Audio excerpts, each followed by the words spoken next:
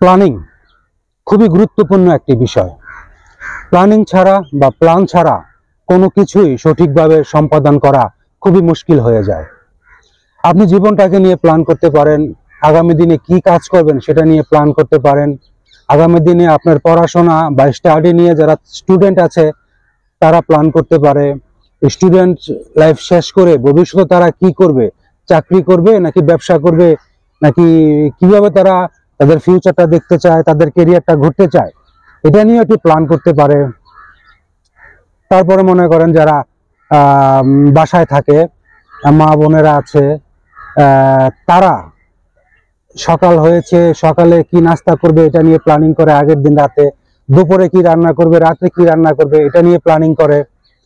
তারপর মনে করেন যারা অফিসে আছে, অলরেডি জব করছে, আগামী দিনের কাজ কি হবে, কার সাথে মিটিং করবে, কোন ক্লায়েন্টের সাথে ভিজিট করবে, কোনো মিটিং আছে কিনা, এই যে ওয়ার্ক প্ল্যানিং, আসলে প্রত্যেকটা জিনিসই প্ল্যানিং করে করলে হয় কি খুবই সুন্দর হয়, চমৎকার হয়, এবং প্ল্যানিং মাফিক কাজগুলা যখন হয়ে যায় তখন সেই কাজগুলা ভালো একটি রেজাল্ট আসে।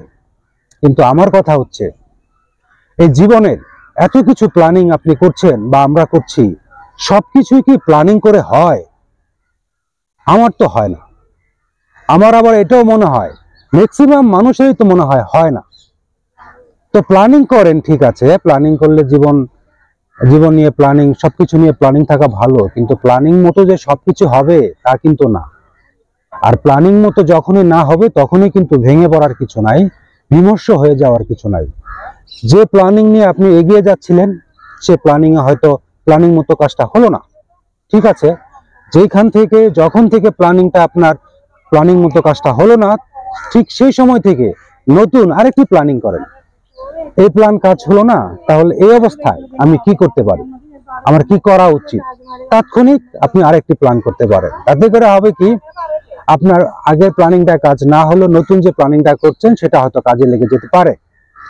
প্ল্যানিং মতো সবকিছু হবে না, এটা আপনি মাথায় রেখেই আপনার প্ল্যানটা করা উচিত।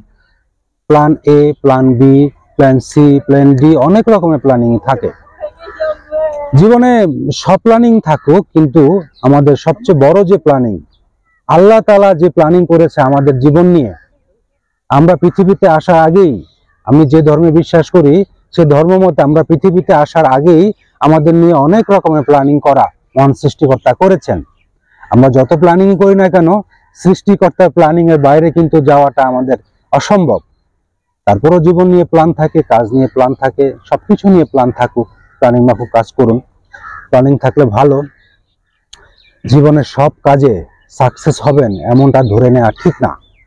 জীবনের সব প্ল্যানিং এ আপনার সাকসেস হবে এটাও ধরে নেওয়া ঠিক না। আপনি পৃথিবীতে এসেছেন, আপনি পৃথিবীতে কাজ করছেন, বা আপনার জীবন নিয়ে আপনি এগিয়ে যাচ্ছেন, যে কোনো সময় যে কোনো ঘটনার সাথে আপনি সম্পৃক্ত হয়ে যেতে পারেন। অনাকাঙ্ক্ষিত ঘটনার সাথে আপনি সম্পৃক্ত হয়ে যেতে পারেন।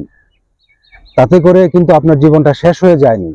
আপনার প্ল্যানিং শেষ হয়েছে, কিন্তু আপনার জীবন কিন্তু শেষ হয়নি।